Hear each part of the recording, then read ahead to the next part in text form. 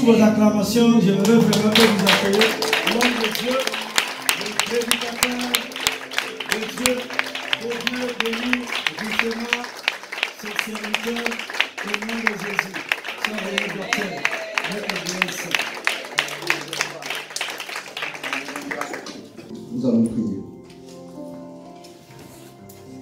Notre Dieu, notre Père, nous voulons te rendre grâce dans le nom de Jésus. Merci pour ta présence au milieu de nous. Merci parce que tu connais ce jour avant qu'il n'existe. Et tu as préparé ce jour pour chacun de nous, afin que nous puissions vivre les œuvres que tu as préparées par avance. Merci pour ta parole que nous pouvons partager ensemble. Et merci pour l'action de ton esprit au milieu de nous. Merci de ta révélation.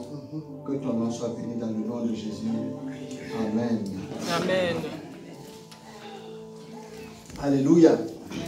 Bon, je ne sais pas par où commencer. Donc, j'ai donné pas mal de choses pour la prédication d'aujourd'hui, mais il y aura des changements. Donc, ce que j'ai intitulé par rapport à la pensée d'aujourd'hui, l'obéissance à la parole est le fondement de l'action du Saint-Esprit. L'obéissance à la parole de Dieu est le fondement de l'action du Saint-Esprit. Autrement dit, la parole de vérité. Quand nous parlons de la parole de Dieu, c'est la parole de vérité. La parole de vérité est le fondement de l'action du Saint-Esprit. Et quand nous voyons toute la Bible, nous sommes enseignés par cela. Il y a quelques jours, j'ai été vraiment touché par la parole, par la vie de Jésus. Un jeune homme de peu plus de 30 ans, qui est la manifestation de Dieu sur la terre. C'est la vérité incarnée. C'est le Fils de Dieu qui est descendu pour manifester les œuvres de Dieu. Il avait l'onction de Dieu sur sa vie. Et quand il ne marche pas au hasard, il marche pour accomplir les œuvres de Dieu. Et un jour, alors que plein de miracles avaient été déjà accomplis, il se dirige avec une grande foule qui est derrière lui vers la ville de Naïm. Alors qu'il marche, il y a des gens qui sont derrière lui parce qu'ils ont vu des miracles s'accomplir. Il y a des gens qui sont derrière lui parce qu'ils ont déjà mangé du pain multiplié, qui ont vu des paralytiques marcher, ils ont vu la puissance de Dieu. Donc une grande foule suivait Jésus, qui marche avec force, qui marche avec confiance. Mais quand il va à Naïm, ce n'est pas pour faire du tourisme. Quand il va à Naïm, c'est pour accomplir les œuvres de Dieu. Il a quitté le ciel pour la terre, pour accomplir les œuvres de Dieu. Donc tout ce qu'il fait sur la terre, c'est pour que le royaume de Dieu se manifeste. Quand il va à Naïm, c'est pour là aussi manifester les œuvres de Dieu. Et à notre grande surprise, quand vous lisez les évangiles, quand il s'approche de Naïm, il y a encore un autre cortège qui va dans le sens contraire. Et ce cortège, c'est un cortège de pleurs. Une veuve avait perdu son unique fils et elle était dans les pleurs, accompagnée de plusieurs personnes qui sont dans la pleure. Personne ne peut consoler cette femme parce que tous ses espoirs se sont envolés. Toute sa vie est partie. Peut-être elle aurait crié, si c'était moi qui mourais et lui restait en vie, c'était mieux. Mais elle est complètement désemparée. Et Jésus vient à Naïm pour annoncer le royaume de Dieu, pour annoncer que la vie est venue sur la terre. Et il est accueilli par la mort. Comment il va faire?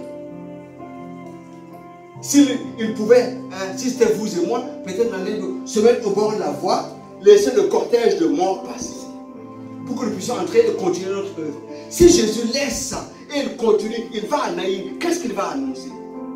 Que je suis venu, que je suis la vie. Et tu rencontres la mort et rien ne se passe. Donc quand Jésus rencontre ce cortège de mort, Jésus s'arrête.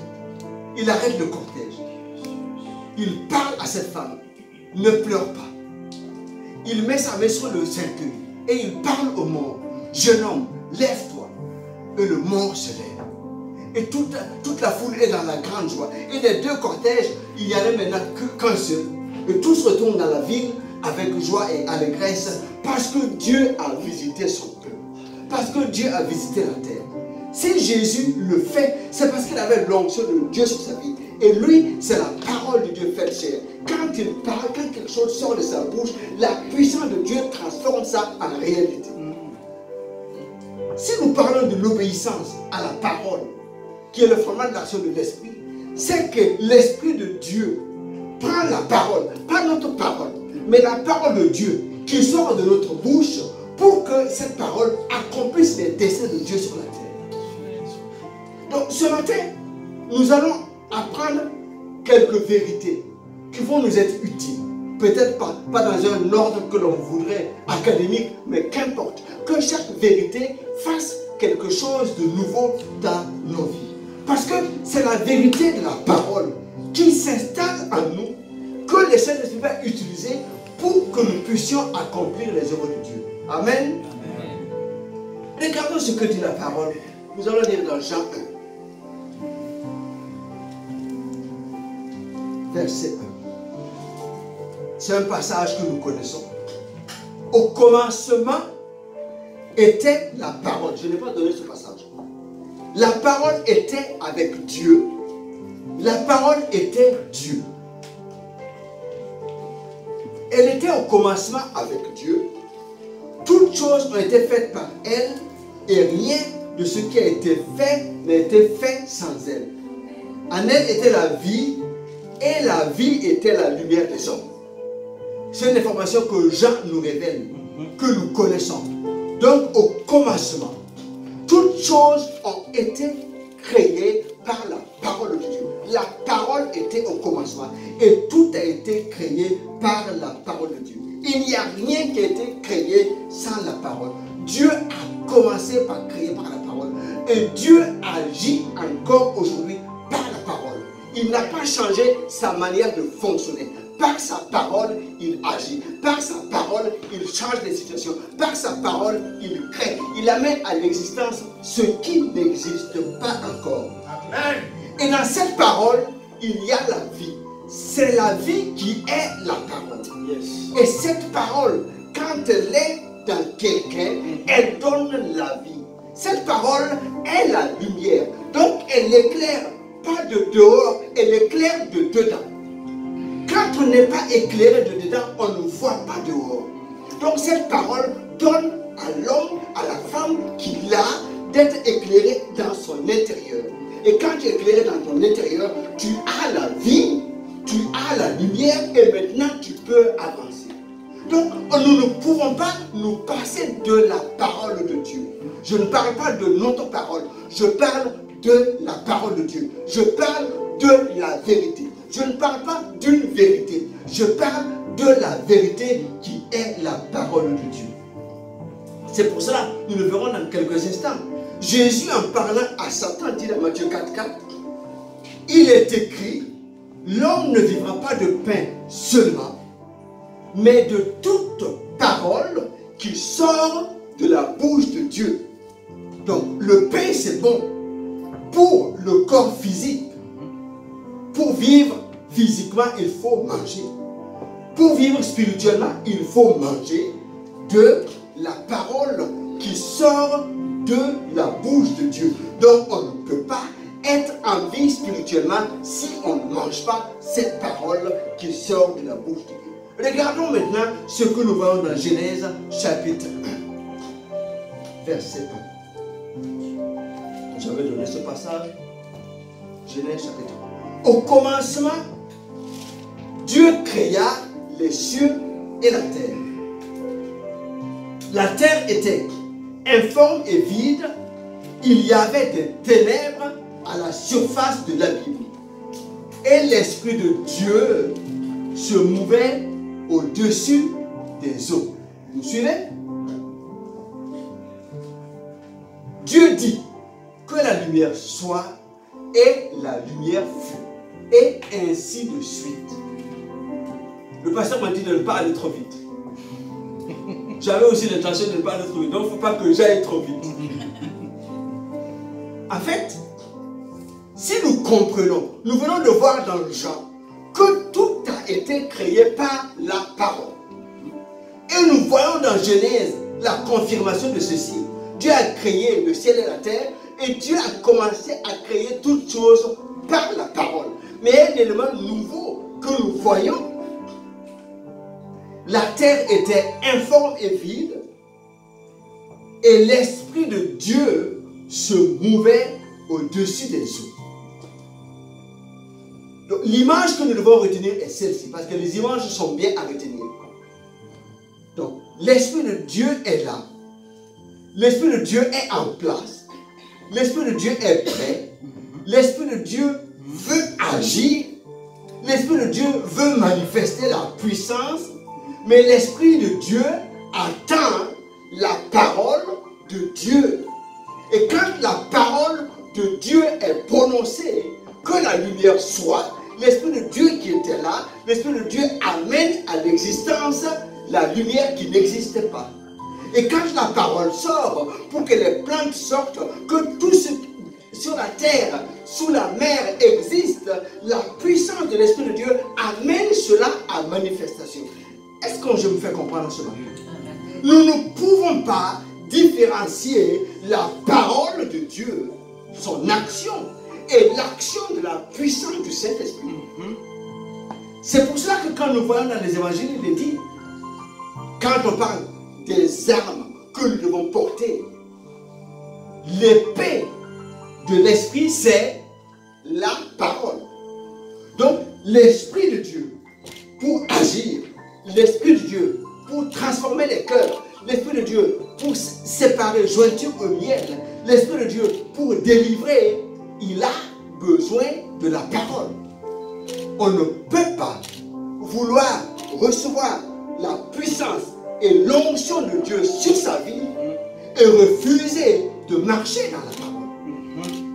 Ce n'est pas possible. Parce que nous ne pouvons pas entendre ce que Dieu veut nous faire comprendre. Même si nous entendons une parole, il faut que l'Esprit de Dieu amène cette parole à notre compréhension pour que nous puissions être éclairés par le Saint-Esprit. Si nous voulons voir l'onction du Saint-Esprit se manifester dans nos vies, nous devons entendre, comprendre et obéir à la parole. Donc cela va ensemble. L'Esprit de Dieu agit par la parole. Et un autre aspect, c'est que la parole de Dieu, c'est un socle, c'est une boussole, c'est un repère. C'est celle-là qui nous permet d'authentifier ce que nous avons comme manifestation spirituelle. Si nous avons quelqu'un devant nous qui fait des grandes manifestations miraculeuses et ce qu'il dit est contradictoire à la parole de Dieu, nous savons bien que cela ne vient pas de Dieu. La parole de Dieu reste le repère. Matthieu 6, 45. Je n'ai pas donné ce passage. L'homme bon tire de bonnes choses du trésor de son cœur. Vous êtes là? Ne dormez pas. Le méchant tire de mauvaises choses de son mauvais trésor. Car c'est l'abondance du cœur que la bouche parle. Écoutez-moi bien. Quand vous entendez quelqu'un qui sort des paroles méchantes, souvent ça débute vite. Quand il voit quelque chose, tout c'est une parole méchante qui sort. C'est une parole malencontreuse qui sort. Parce que dans son cœur, là, c'est ce qu'il y a comme dépôt, ce qu'il garde comme jalousement, c'est un mauvais trésor. C'est une mauvaise écriture, c'est une mauvaise parole, c'est une mauvaise connaissance, c'est un mensonge, contrairement à la vérité. Il a un dépôt qui n'est pas de Dieu. Et quand vous écoutez les gens qui ne connaissent pas Dieu, les choses qui sortent de leur bouche, vous comprenez que dans le cœur, c'est un mauvais trésor. Par contre, quand tu as un bon trésor, le bon trésor, c'est la parole de Dieu, c'est le dépôt de Dieu en toi. Quand tu as le bon trésor dans ton cœur, la Bible te définit comme un homme bon, comme une femme aussi qui a la bonté, qui est bonne. Et comme tu as le bon dans ton cœur et que cela abonde, c'est ça qui sort. Où est-ce que je vais en venir? Ce n'est pas la parole de notre bouche que le Saint-Esprit utilise pour faire quelque chose. Il faut que ce qui sort de notre bouche corresponde à ce qui est dans notre cœur. Sinon, ça ne va pas. Nous pourrons dire de belles paroles. Mais si dans notre cœur, c'est un mauvais trésor qui est là, notre bouche qui sort, les bonnes paroles ne peuvent pas être utilisées par le Saint-Esprit. Parce que ce n'est pas la parole de Dieu. Ce n'est pas la vérité de Dieu. Donc, il est absolument indispensable que dans notre cœur, il y ait le dépôt de la parole de Dieu, de la parole de la vérité. Maintenant, quand nous sommes remplis de cette parole et elle déborde, elle sort de notre bouche. Quand nous sortons une parole, c'est une parole de bénédiction. Quand nous sortons une parole, c'est une parole d'encouragement. Et l'Esprit de Dieu va utiliser cette parole qui est un dépôt de Dieu en nous pour faire du bien, pour manifester le règne de Dieu sur la terre.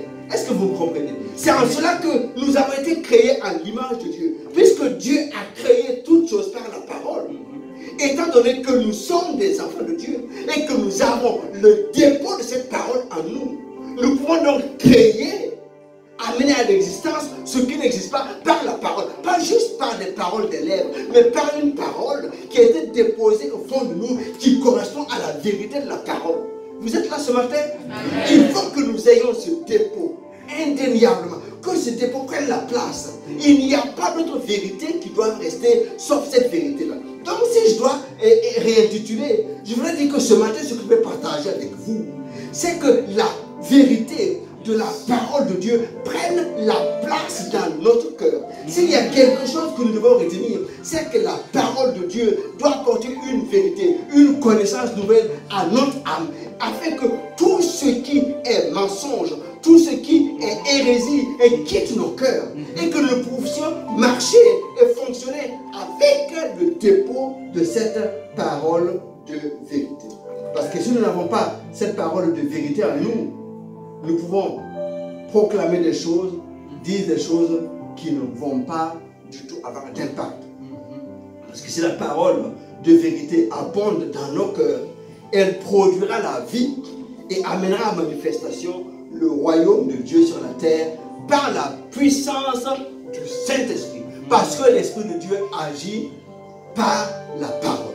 Et si nous sommes dépositaires de la parole, tout ce qui sortira de notre bouche, le Saint-Esprit manifestera cela pour la gloire de notre Dieu. Amen. Amen. Alors, on va avancer. Ne nous détournons pas du plan divin pour notre vie. Ne nous détournons pas du plan divin pour notre vie. Nous allons insister sur la vie de Jésus. Mais je fais un petit rappel sur un jeune homme qui s'appelle Samson. C'est un jeune homme qui a été, au moins dès le ventre de sa mère, rempli du Saint-Esprit, avec l'onction de Dieu pour délivrer Israël. Alors que sa mère était stérile, elle était visitée par un ange, et Samson est né. Mais il y avait une parole qui avait été donnée. Sa tête devait être rasée. Mais dans sa vie, quand vous lisez dans le livre des Juges, à partir du chapitre 13 jusqu'au chapitre 16, on parle plutôt des conquêtes féminines de Samson. Tout ce qu'il a fait à gauche, à droite, il y a eu 3 femmes presque dans sa vie, enfin 3 femmes dans sa vie. Et quand on voit l'action, il a été juge en Israël pendant 20 ans. Quand tu cherches qu'est-ce qu'il a fait pour délivrer Israël, voilà, il a tué 1000 hommes avec une mâchoire d'âne, il a brûlé des champs de blé, il a fait des choses. Mais pendant les 20 ans, tu ne trouves, la Bible ne s'étend pas sur des grandes choses qu'il a faites pour délivrer Israël. Il était plutôt tourné par accomplir des choses qui lui venaient à cœur. Alors qu'il avait la puissance de Dieu sur sa vie, mais il n'a pas accompli. Donc, il s'est détourné un peu du plan divin pour sa vie. Heureusement, quand nous prenons l'autre exemple, c'est l'exemple de Jésus. Jésus, déjà dès l'âge de 12 ans, comme nous le voyons, il était avec les grands docteurs de la loi en train de discuter. Ce qui importait pour lui, c'est qu'il connaisse la loi. C'est que connaisse la parole de son Père. Et quand il a été baptisé par Jean, le Saint-Esprit est descendu sur lui comme une colombe. Et une voix s'est fait entendre. Celui-ci est mon fils bien-aimé. Donc, il avait reçu l'onction et la puissance de Dieu s'est manifestée. Quand il a ça, humainement, on peut dire, bon voilà, maintenant c'est bon, là. J'ai reçu l'onction, maintenant je peux commencer à œuvrer. S'il faisait comme ça, c'est comme s'il se comportait comme un Samson. Non, Jésus n'a pas fait ça. Quand il a reçu l'onction du Saint-Esprit, est-ce que vous vous rappelez ce qui s'est passé?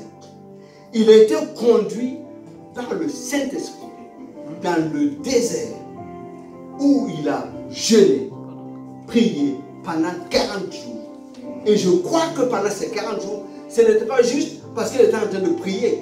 Il était en train de prier en communion avec son Père, mais il était en train d'étudier la parole. Comment je le sais? Après ces 40 jours, le diable est venu pour le tenter. Alors, il n'a pas dit, voilà, maintenant que j'ai l'onction de Dieu, quand le diable vient le Père lui dit, allez, feu Satan, ce n'était pas comme ça qu'il a fait. Ce qui montre qu'il était là pour être rempli de cette parole.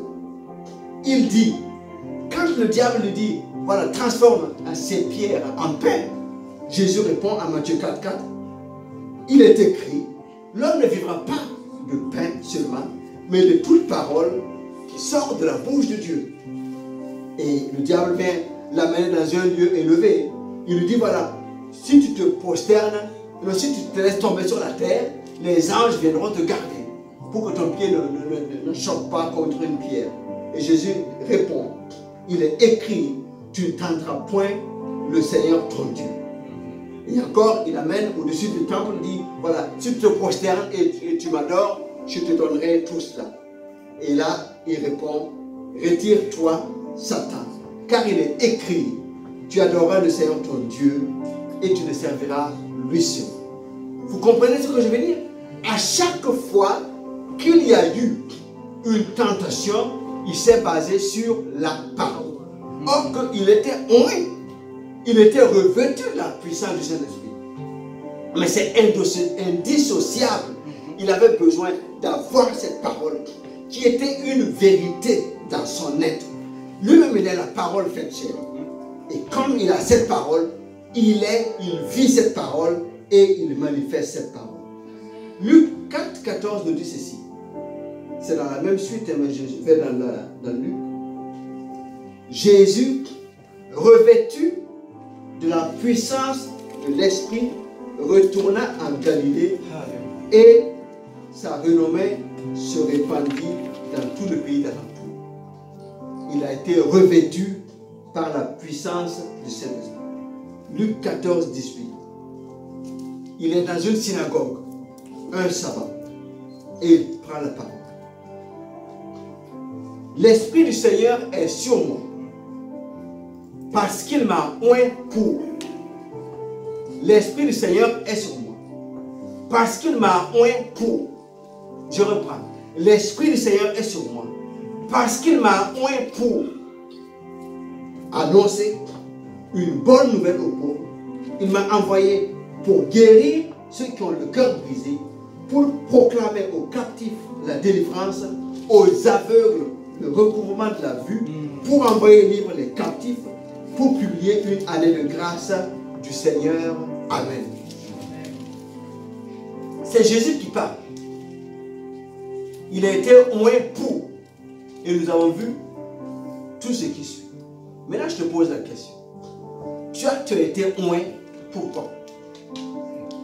Qu'est-ce que tu mets après? Bon, tu peux prendre quelques secondes. Prends un stylo. Tu notes. Tu as été oint pourquoi? Ou bien si tu attends l'onction de Dieu, tu veux l'onction de Dieu pourquoi? Note ce que tu veux. En fait, nous devons comprendre que l'onction vient pour. Mais s'il n'y a pas de pour, ça va être une onction samsonite. J'explique, ce n'est pas la publicité. Ça veut dire que ce jeune homme-là, il avait l'onction, mais c'est comme s'il n'y avait pas de but. Voilà, il faisait l'onction, il déchire la gueule du lion, il y a le miel qui vient là-bas. Non, il y avait l'onction, il y avait la puissance. Mais tu ne sais pas trop c'était quoi. Or qu'il était oint pour libérer. Donc je te demande, Jésus a dit pour lui, toi tu veux l'onction pourquoi? Ou bien tu as déjà l'onction, c'est pourquoi? Dis-moi, ton onction c'est pourquoi? Il faut répondre à cette question.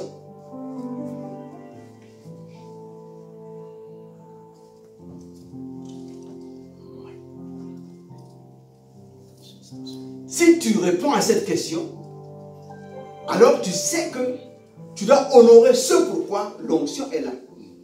Et même quand tu attends que l'onction descende, dans ton cœur, tu sais vraiment, j'ai besoin de ton onction pour faire ceci, pour avancer. Si c'est juste parce que tu as besoin de la puissance comme les autres, sans aucun objectif, ça risque de ne pas marcher.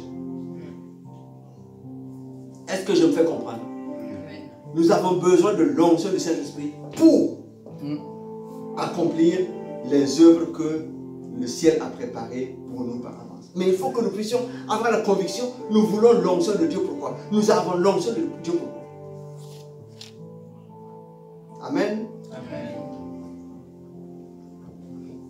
Deuxième point, si vous avez compris, le premier point, c'est ne devons pas nous détourner du plan divin. Parce que Samson, lui, il est comme s'il passait à côté, même s'il a accompli des choses, ce n'était pas tout le plan qu'il a pu accomplir. Mais Jésus, lui, quand il est venu, il s'est donné les moyens, le temps nécessaire, la présence devant Dieu nécessaire, la parole, parce qu'il veut accomplir les œuvres de Dieu. Et quand il arrive dans cette synagogue, il dit de son programme, j'ai été oint pour sauver, pour délivrer, pour manifester la gloire de Dieu. Je suis là pour ça. C'est pour ça que quand il va quelque part, non, il n'a pas d'autre objectif. Je suis oint pour ça. Quand il arrive à Naïm, non, je suis oint pour donner la vie. Donc la vie vient. Quand il arrive devant le tombeau de Lazare, je suis oint pour qu'il y ait la vie. Donc la vie vient. Quand il voit les gens qui sont possédés, j'ai été oint pour délivrer. Donc voilà. Il a été oint pour que cette soif que nous avons d'avoir la puissance de Dieu sur notre vie soit pour accomplir ce à quoi Dieu nous appelle. Soit pour accomplir ce à quoi Dieu nous appelle. Soit pour faire ce pourquoi nous avons été suscités sur la terre.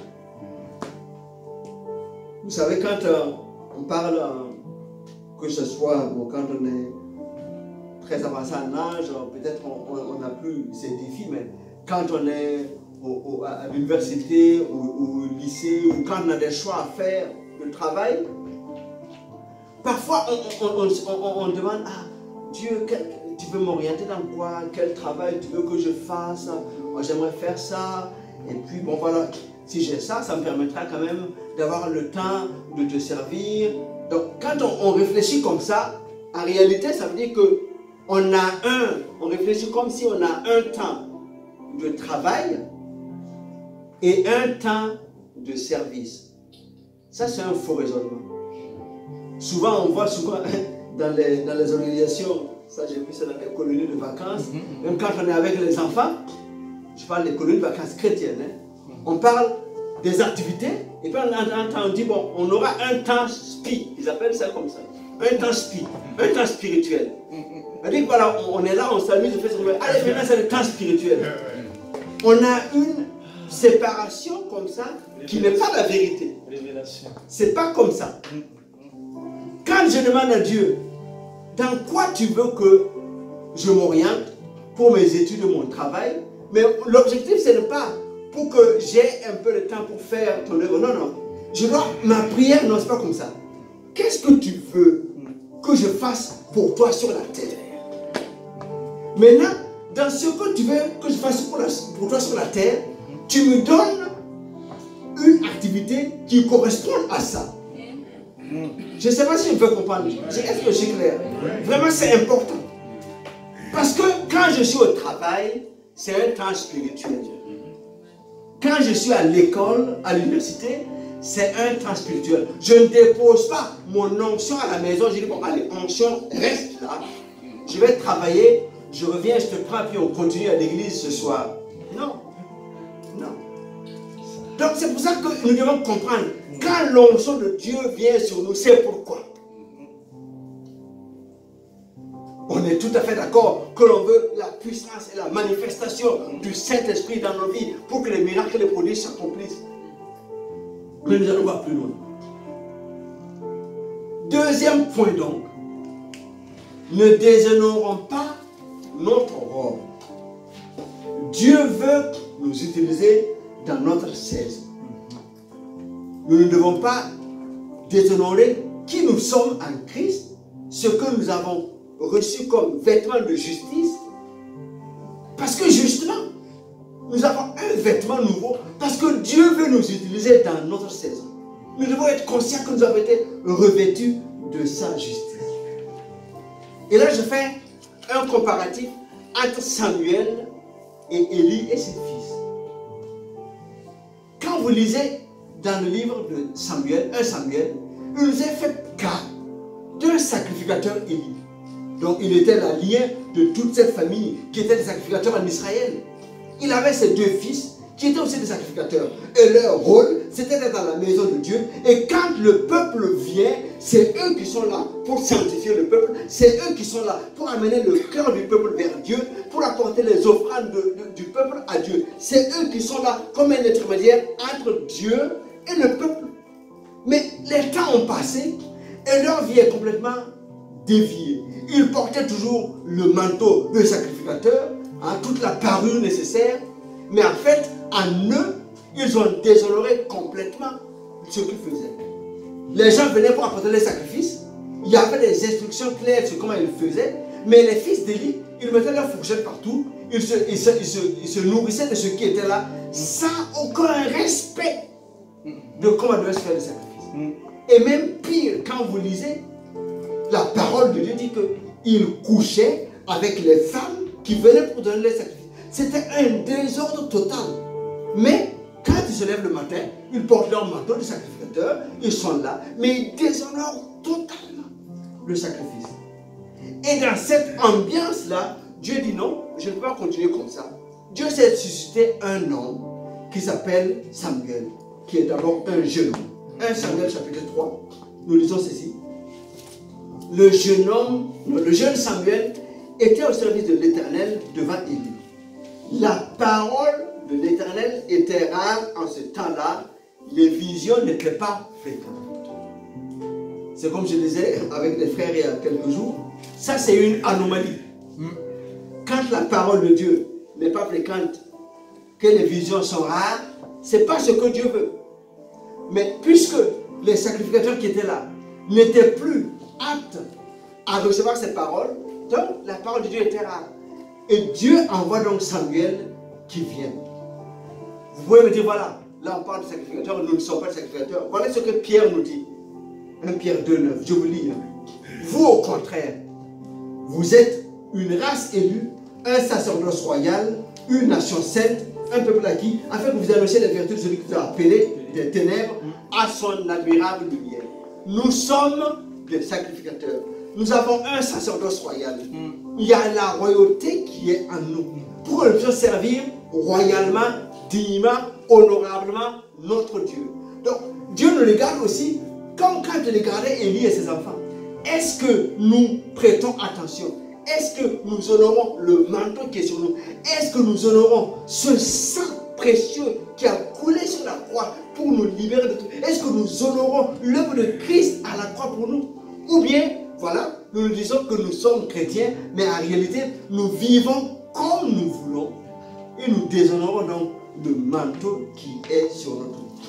Si nous voulons que l'action du Saint-Esprit soit évidente, soit palpable, soit continuelle, soit active dans nos vies, il faut que nous puissions honorer le manteau qui est sur nous, que nous puissions honorer la sainteté qui est sur nous, que nous puissions honorer le vêtement qu'il a mis sur nous. C'est un vêtement de justice.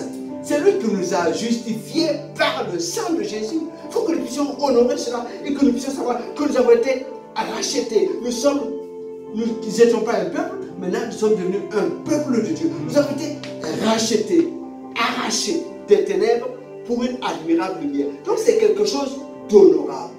Quand nous savons que nous sommes dans une situation qui doit être honorable, nous faisons attention sur à quoi nous faisons et ce que nous disons. 1 Samuel 3, verset 7. On va lire quelques versets. Samuel ne connaissait pas encore l'Éternel. Et la parole de l'Éternel ne lui avait pas encore été révélée. L'Éternel appela de nouveau Samuel pour la 3e fois. Et Samuel se leva, alla vers Élie et dit, « Me voici, tu m'as appelé. » Élie comprit que c'était l'Éternel qui appelait l'enfant. Donc il était toujours un enfant. Et il dit à Samuel, « Va, couche-toi. Et si l'on t'appelle, tu diras, « Parle, Éternel, car ton serviteur écoute. » Et Samuel alla se coucher à sa place. L'Éternel vint se présenter et se présenta, et il appela comme les autres fois, « Samuel, Samuel. » Et Samuel répondit, « Parle, car ton serviteur écoute. » Amen. Samuel était dans la maison de l'Éternel. Quand nous disons, il était couché loin de l'arche de l'Éternel. Il était toujours là. Mais il n'avait pas encore entendu la parole. Il ne connaissait pas encore la parole de l'Éternel. Il avait le dépôt en lui. Parce que sa mère, Anne, lui avait enseigné. Sinon, il n'aurait pas tenu bon. Parce que quand il est venu dans cet environnement, ce n'était pas un environnement favorable. L'exemple, ça devait être les fils d'Élie, mais qui n'était pas un bon exemple. L'exemple devait être Élie, mais ce n'était pas un bon exemple. Mais il avait un dépôt en lui. Et il était là, dans l'attente, parce qu'il était consacré. Et pendant qu'il attendait, pendant qu'il était là, en soupirant, l'Éternel est venu lui parler.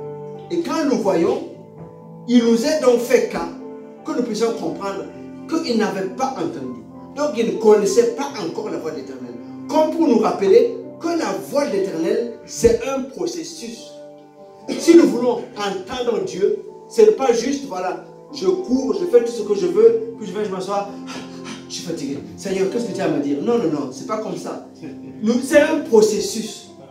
C'est un processus. Nous devons parfois, bon, voilà, ça c'est peut-être pour tout le monde, c'est pas comme ça, mais même moi pour vous parler ce matin-là, si vous saviez comment ça a été chaud. J'étais agenouillé pendant des heures. Et comme je disais au pasteur, depuis ce matin-là, en fait, ce que j'avais prévu, beaucoup a changé. Oui. Ça a changé ce matin, beaucoup. Mais ce que je veux dire, c'est que, en réalité, si nous voulons que Dieu nous parle, en fait, il faut nous donner aussi un peu notre précieux temps. Parce que nous n'avons pas beaucoup de temps. Nous sommes trop occupés. Et si nous voulons considérer la parole de Dieu comme un fast-food, ça ne va pas le faire. Non, ce n'est pas comme ça. Il faut que nous prenions le temps. Donc, l'exemple de Samuel, c'est ça. Il était là, il n'avait pas encore. Donc, ça commence à venir, il ne comprend pas encore. Il va vers Élie, Élie qui lui dit, ainsi de suite. Et maintenant, par la suite, on a compris, il entend parler maintenant Dieu. Et parfois, quand Samuel marche, parfois il veut faire comme il veut. J'en veux pour preuve. Dieu l'envoie aller choisir un roi dans la famille d'Ésaïe. Quand Samuel arrive, il voit les jeunes gens, Eliab et les autres. Ça va certainement lui le roi. Mais Dieu dit non. Et tous les fils passent, il n'y en a pas un. Et Samuel demande à Isaïe, mais c'est là tous tes fils? Oui, non, il y a le dernier qui est en train de garder les brebis. On amène David et il a oint David comme roi. Avant, il avait oint aussi Saül comme roi. Ce que je veux dire, c'est que Samuel, il a été l'homme de Dieu dans une circonstance qui était terrible. Il a appris à entendre la voix de Dieu, à se laisser conduire par Dieu. Il n'était pas juste en train de faire juge ou sacrificateur. Il a fait tout ce que Dieu lui a demandé de faire. Il a installé 2 rois, il a conseillé des rois, il a fait des grandes choses pendant sa vie et le Saint-Esprit agissait en lui. Mais comprenez bien, le Saint-Esprit agissait dans la vie de Samuel par rapport à tout ce que nous avons lu par la parole. Il recevait une parole et il accomplissait cette parole. Donc je veux que nous puissions vraiment avoir cette vérité en nous, que nous avons besoin de la parole de Dieu. Quand Dieu dit un mot, voilà, les choses changent. Voilà. On va aller vers la conclusion. On va être long aujourd'hui. On va lire dans Jérémie 31-33. Je n'ai pas donné ce passage. Jérémie 31-33.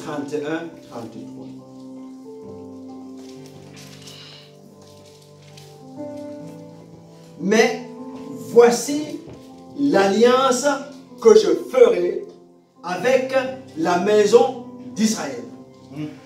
En ces jours-là, dit l'Éternel, je mettrai ma loi au-dedans d'eux, je l'écrirai dans leur cœur, je serai leur Dieu et ils seront mon peuple. Ça, bien sûr, on parle d'Israël dans le passé comme peuple, mais on parle d'Israël que nous sommes en Christ, parce que nous sommes Israël en Christ. Et Dieu dit, à ces jours-là, donc j'ai envie de vous dire, non, c'est maintenant. Ce que Dieu disait par la bouche de Jérémie, c'est pour nos jours-ci, qu'à ces jours-là, donc en 2023, Dieu a dit, j'écrirai dans leur cœur ma parole, je mettrai ma loi dans leur cœur et ma parole dans leur esprit. Comment c'est possible ça? Comment Dieu écrit sa parole, met sa loi dans notre cœur, dans notre esprit? C'est pas l'esprit de Dieu. Mais en y réfléchissant, c'est quoi? Pourquoi lui il veut, il ne dit pas voilà, je vais vous donner la parole et vous allez l'écrire en vous. Il prend la peine de l'écrire lui-même. Ça veut dire qu'en fait, celui qui ouvre son cœur, écoutez mon frère et soeur, celui qui ouvre son cœur à Dieu en disant, Dieu, mon cœur est ouvert, je veux que tu écrives ta parole, que tu mettes ta parole en mon cœur. Dieu prend la peine d'entrer dans ce cœur. Et puisque Dieu ne va pas faire du bouillon, il ne va pas faire de contre-vérité. Il ne va pas mettre sa vérité à côté d'un mensonge. Donc il va essuyer de nos cœurs, effacer de nos cœurs les paroles mensongères qui y sont. Ce que je veux dire, la parole de Dieu ne peut pas prendre racine à nos cœurs si notre cœur est déjà corrompu par d'autres paroles. Il est important que ce qui n'est pas de Dieu, les mensonges du diable, les fausses vérités à peu près qui ne sont pas de Dieu, soient ôtés de nos cœurs, afin que Dieu inscrive sa parole. Et maintenant, quand il inscrit sa parole en nos cœurs, elles font partie de notre ADN, de notre moi, de telle sorte qu'il n'y a rien qui puisse nous faire vaciller par rapport à la vérité inscrite. C'est pour ça que quand vous lisez la parole, même quand on jetait les premiers chrétiens dans le feu, ou bien dans la gueule des lions, ils ne reniaient pas Dieu. Parce qu'au-dedans d'eux, il y avait quelque chose qui ne pouvait pas sortir. Ça faisait partie de leur nature. C'est quand Dieu inscrit la parole dans le cœur. Mais sinon, c'est des fables, c'est des racontars. Il faut que Dieu inscrive sa parole dans nos cœurs. Il faut que nous ouvrions notre cœur. Il y a des fausses vérités qui ne doivent plus rester dans nos cœurs. Non, c'est la parole de vérité qui doit prendre racine dans nos cœurs. Et quand cette parole de vérité est dans nos cœurs, nous l'avons vu. C'est cette parole qui crée. C'est cette parole qui donne la vie. C'est cette parole qui éclaire. C'est cette parole qui guérit. Même si tu as l'onction de Dieu est sur toi pour dire que tu reçois la puissance de la guérison. Et dans ton cœur, tu es même convaincu que tu ne peux pas être guéri. Tu ne peux pas être guéri. Il faut que tu acceptes dans ton cœur que quand Jésus a dit, par les messieurs de Christ, vous avez été guéris, c'est une vérité. Que je sois malade ou pas, cette vérité-là ne change pas. Cette vérité est dans mon cœur. Il faut que ça fasse partie de moi. Et quand j'essaie, il y a des choses qui doivent être immuables. Même quand il y a la réalité est complètement différente, ce qui est vrai, c'est la parole de Dieu qui est inscrite dans nos cœurs. Donc il est important que cette parole-là ne soit plus écrite sur des tables, non, de la loi, qu'elle soit inscrite dans nos cœurs, par le sang de Jésus et par la puissance de cet esprit, comme de l'encre qui imprime. Là, nous savons que la parole de Dieu est à nous. Rien ne peut nous faire vaciller. Amen. Amen.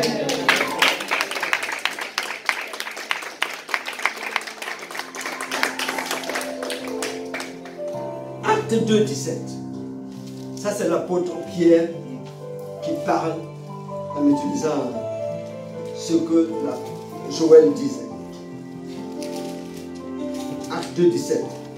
Dans les derniers jours, dit Dieu. Donc, c'est maintenant.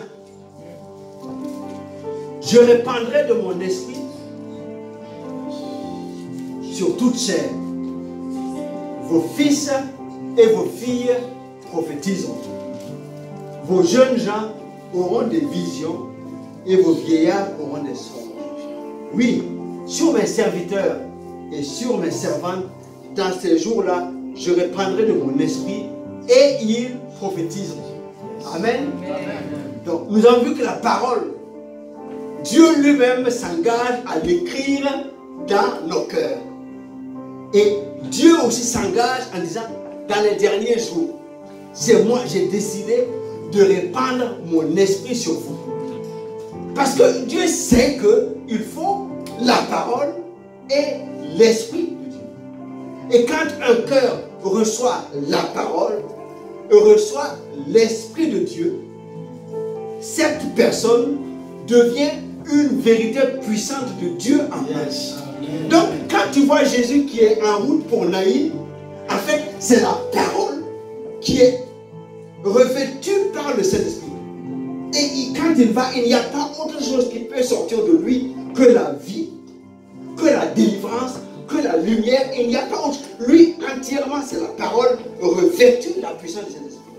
Donc, il faut que nous aussi, dans notre cœur, il y ait la parole de Dieu comme un dépôt immuable. Et maintenant, nous sommes revêtus par le Saint-Esprit. C'est là que toute parole qui sortira de notre bouche accomplira les desseins de Dieu. Parce que ce que nous devons savoir, en fait, nous ne sommes pas venus pour inventer les choses sur la terre. Nous ne sommes pas venus sur la terre pour inventer des desseins pour Dieu. En fait, Dieu a des desseins, des plans pour chacun de nous. Et il veut que nous puissions accomplir cela. Donc, si nous avons la parole de Dieu et l'Esprit de Dieu en nous, c'est pour que nous puissions accomplir effectivement les desseins de Dieu dans nos vies, pas autre chose. Et quand les desseins de Dieu, si nous les connaissions, nous verrions qu'en fait, il y a une différence entre là où nous sommes et les desseins de Dieu. En fait, ce que Dieu veut pour chacun de nous, c'est encore bien plus grand que ce que nous pouvons imaginer. Yes. Mais pour que nous puissions être habités par cette parole et comprendre que, comme on le disait, que quand nous marchons, nous allons marcher non pas par la vue, mais par la foi. Parce que nous savons que c'est les desseins de Dieu qui vont s'accomplir dans notre vie. Et nous laissons donc happer, nous laissons donc entraîner par cette volonté de Dieu-là, nous puissions manifester sur la terre ce que Dieu veut accomplir.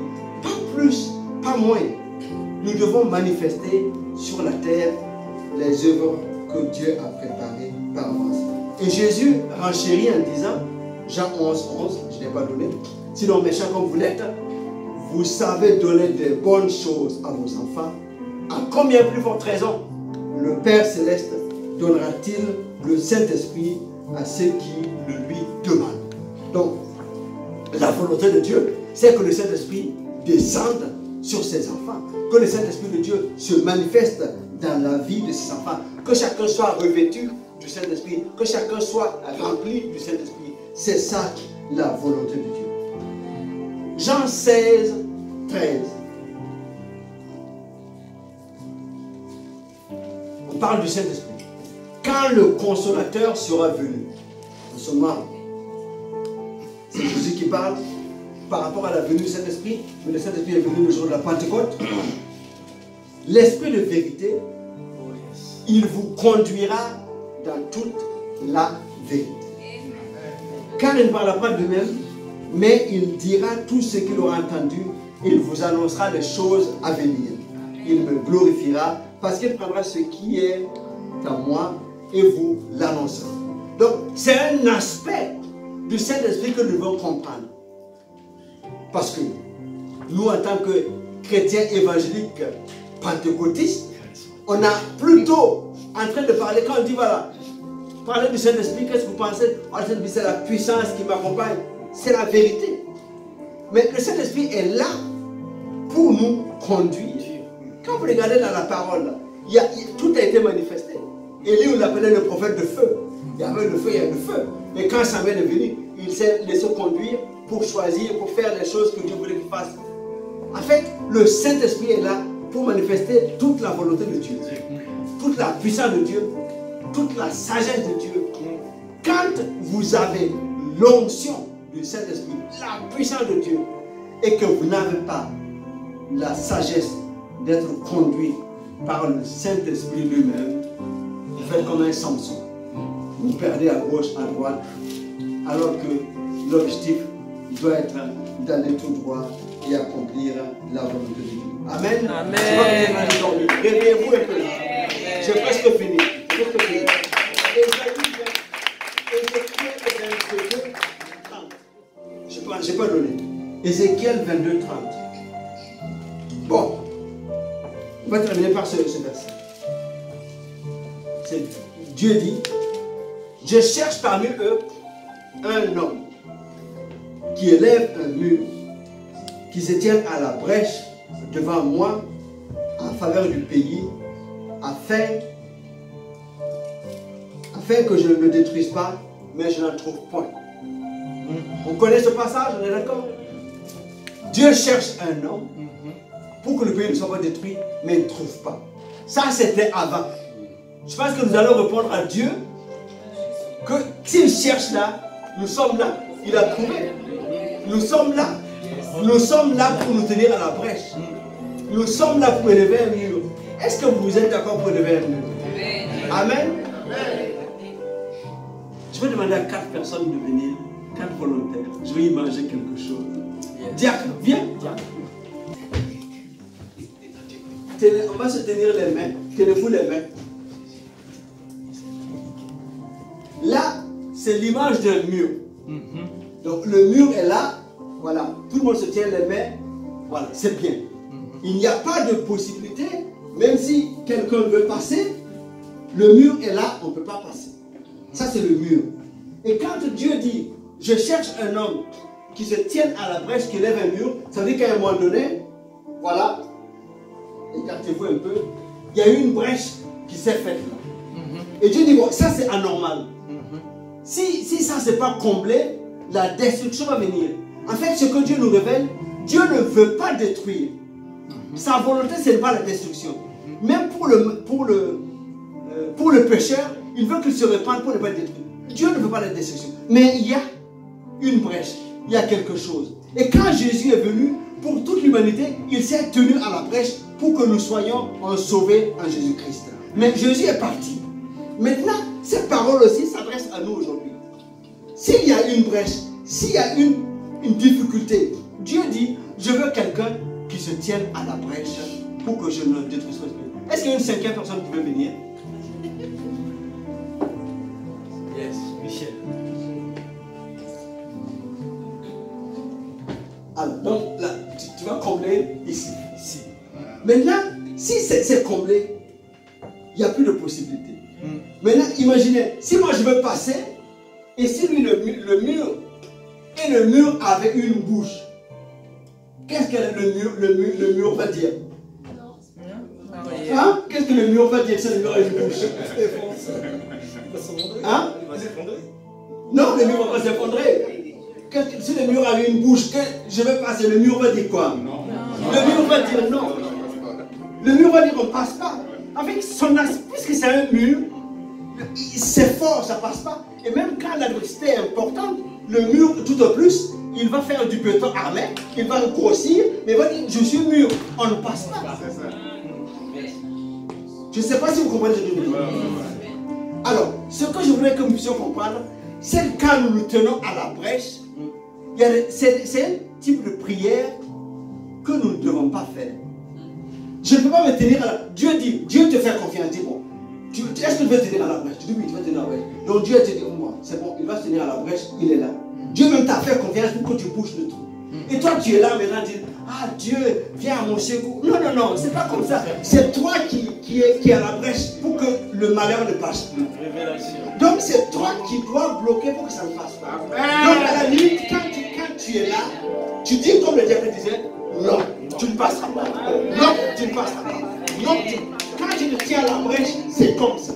Je ne veux pas que ça passe. Je tiens à la brèche pour que ça ne passe pas. Je vous remercie. Amen.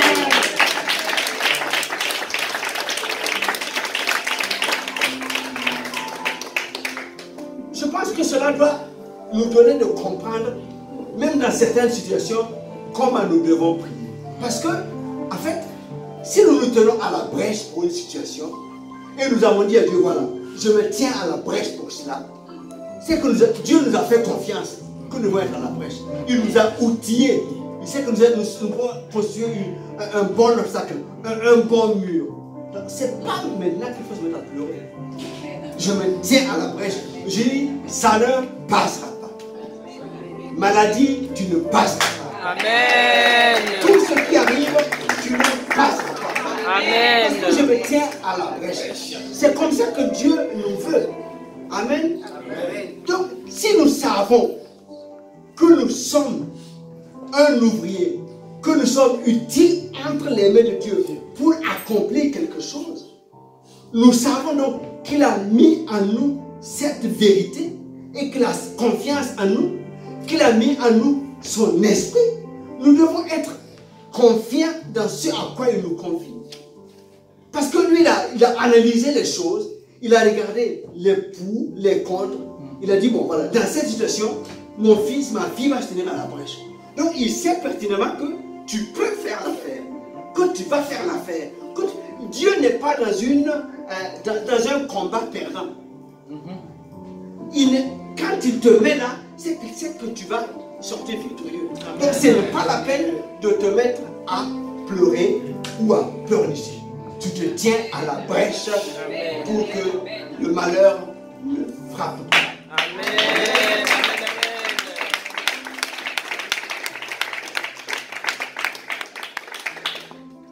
Et si le malheur ne frappe pas, c'est que la bénédiction de Dieu se manifeste dans ta vie.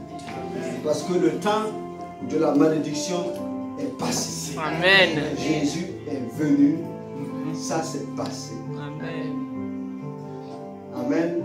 La malédiction ne peut rien contre Israël, ne peut rien contre Jacob. Alléluia.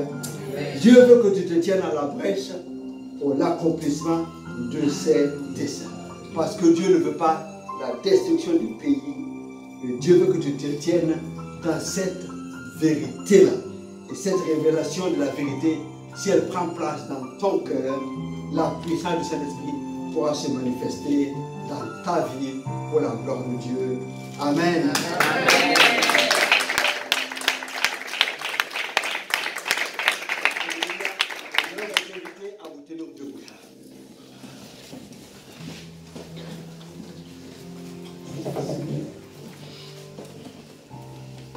Nous allons prier pas longuement, mais pour deux choses particulières. Nous voulons nous tenir à la brèche. Donc, voilà, nous sommes là plusieurs. Nous avons peut-être des situations différentes, des défis différents. Mais Dieu nous invite, revêtus de la vérité de sa parole, qu'il est avec nous et qu'il veut accomplir ses œuvres en nous et par nous. Que nous puissions nous tenir à la brèche. En fait, nous tenir à la brèche, c'est permettre à Dieu d'accomplir ce qu'il veut. C'est permettre à Dieu de démontrer sa puissance. c'est permettre à Dieu de démontrer sa gloire sur la terre. Nous tenir à la brèche, c'est ne pas faire ce que nous pensons bon. Non, c'est justement obéir à Dieu et dire à Dieu, je me tiens à la brèche, je te fais confiance et tu agis en moi, tu agis par moi et je suis là, je me tiens à la brèche pour que ta volonté s'accomplisse. Je me tiens à la brèche, l'ennemi ne prendra pas la place, je me tiens à la brèche, ta gloire sera annoncée, ta gloire sera vue. Nous vous allons prier dans ce sens.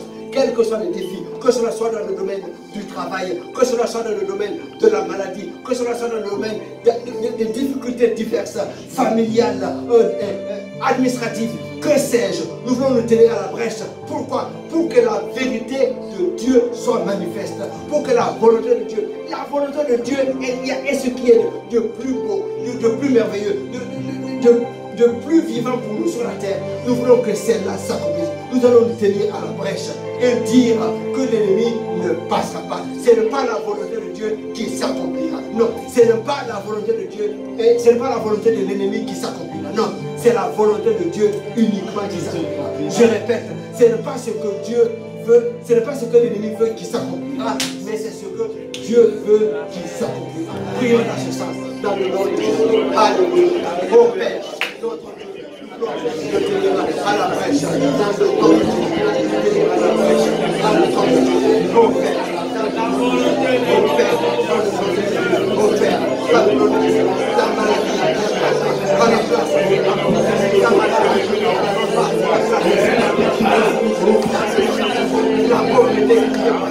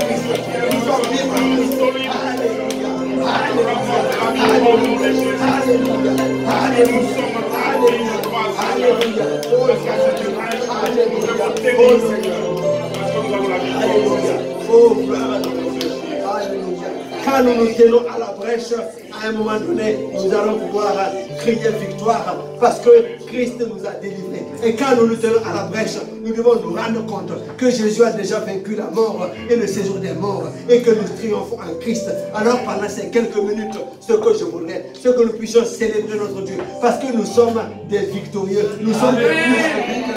Alors quand nous tenons à la brèche, nous sommes sûrs que nous remportons la victoire. Donc nous allons crier, nous allons rendre grâce à Dieu pour la victoire qu'il nous a déjà accordée à la croix. Nous sommes juste en train de manifester cette victoire. Nous ne nous posons pas la question s'il y aura une victoire ou pas. Nous confessons que nous sommes plus que vainqueurs en Christ. Nous allons célébrer notre Dieu pour la victoire qu'il donne, qu'il a donnée déjà à la croix. Alléluia. Célébrons notre Dieu. Oh, gloire à ton nom.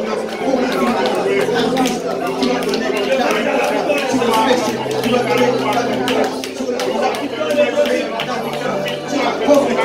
Tu m'as donné la victoire sur l'ignorance. Tu m'as donné la victoire sur le péché. Tu m'as donné la victoire sur la maladie. Tu m'as donné la victoire sur les attaques de l'ennemi. Tu m'as donné la victoire sur alors je dis, gloire à Dieu, parce que je suis plus que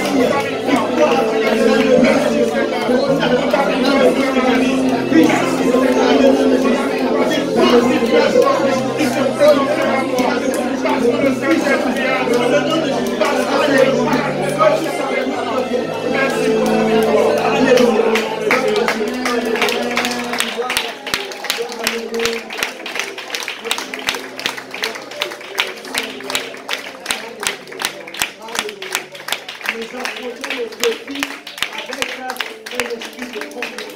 Nous affrontons le défi avec un esprit de victoire.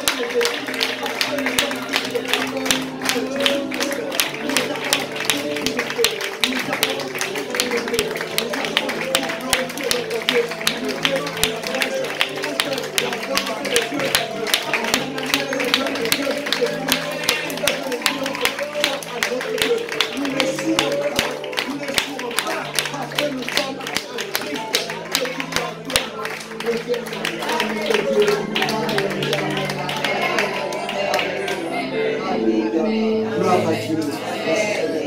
Pour ce soir. Merci notre Dieu.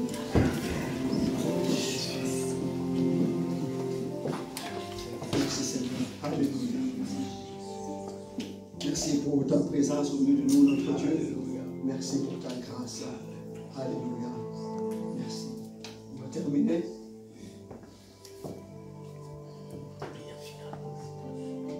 Oui, ça n'a pas changé normalement.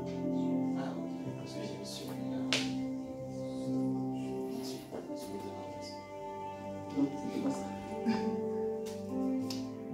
Ça, c'était autre chose. C'était pour changer.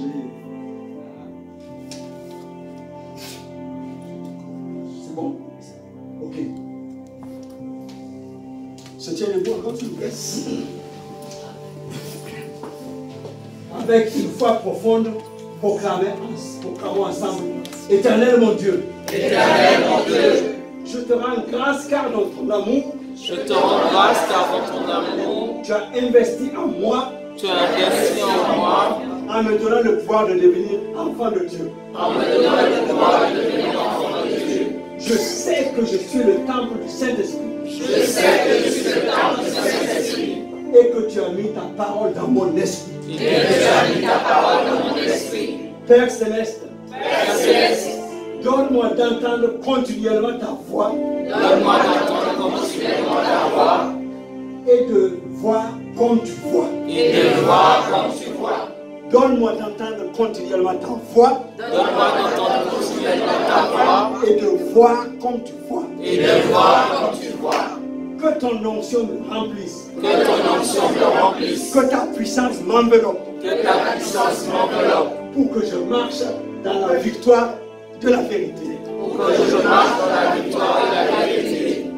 Par ta grâce, Par ta grâce, je te suivrai je te suivrai et j'accomplirai les œuvres que tu as préparées d'avance. et j'accomplirai les œuvres que tu as préparées d'avance. À ton nom soit louange et gloire au nom puissant de Jésus-Christ. À ton nom soit puissance et gloire au nom puissant de Jésus. Amen, amen, amen, amen.